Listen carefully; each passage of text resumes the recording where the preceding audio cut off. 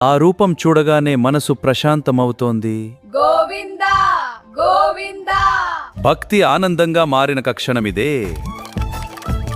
దేవతలకు ఈ క్షేత్రం ప్రియమైనదే. కలియుగంలో భక్తికి నిలయం తిరుమల. శ్రీ వెంకటేశ్వర స్వామికి నా ప్రణామాలు.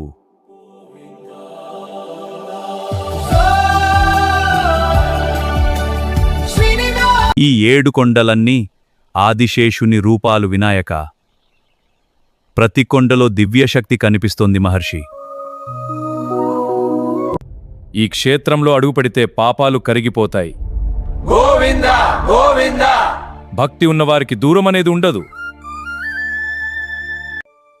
ఆ చిన్నారి భక్తి ఎంత పవిత్రంగా ఉందో ఈ దీపకాంతి భక్తుల విశ్వాసం.